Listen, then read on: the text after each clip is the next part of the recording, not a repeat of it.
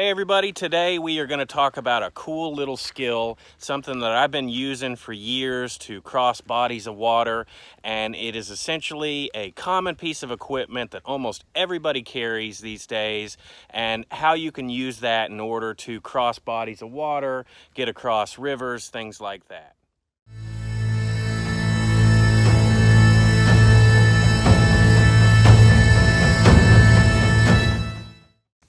A Camelbak or a hydration bladder is something that most people commonly carry in their kit, or at least I have been since I've been issued one in the military.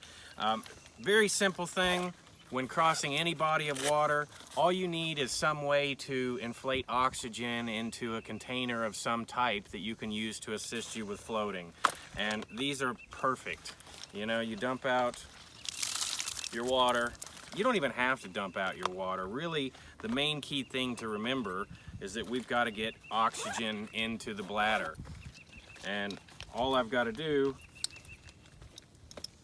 is blow into it.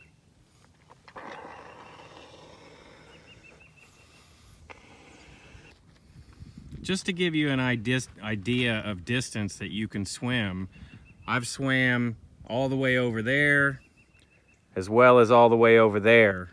This is exactly a half mile each way, and these improvised floating devices, you know, can be used in order to essentially get across large expanses of water if need be.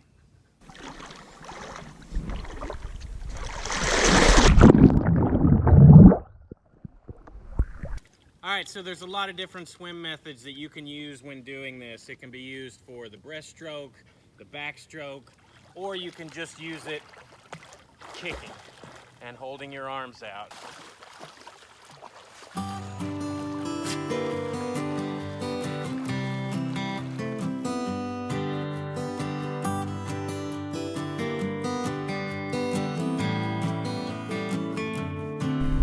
So, whether it's just doggy paddling, floating, breaststroke, backstroke, side stroke, you essentially have a full-time flotation device that essentially doubles as a water carriage device. And in many occasions, when I don't need a whole lot of buoyancy, I'll leave half of my water in there, especially if I'm crossing something of pretty great distance where I should stay hydrated. I'll leave that water in it and actually drink it. Oh, here comes Tracker. Come on, Tracker. What's going on, buddy? He's a good swimmer. Yeah. He's gonna beat me back. My dog always has to beat me on every swim race. Anyways, gonna head back. This really is one of those techniques where you can just float as long as you want to. There's a lot more buoyancy in one of these Camelbaks than you would really expect. Another thing that you can do if you just want to kind of float and doggy paddle is that you can almost kind of wear this thing like a diaper. So I'll let you see what I'm talking about.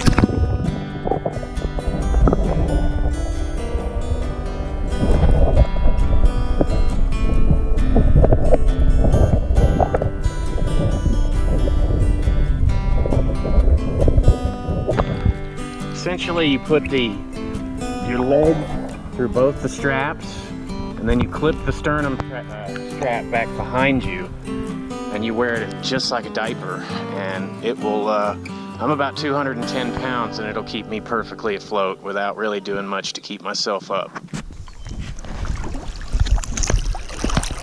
One of the main reasons I like wearing it like this is for breaststroke.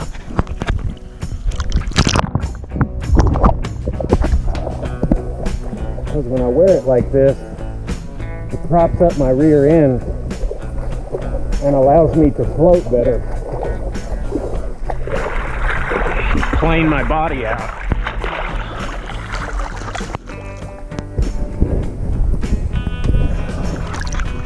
While also reducing the need for cardio. You know, conserving your energy out here is everything, isn't it, Shiloh? Yes.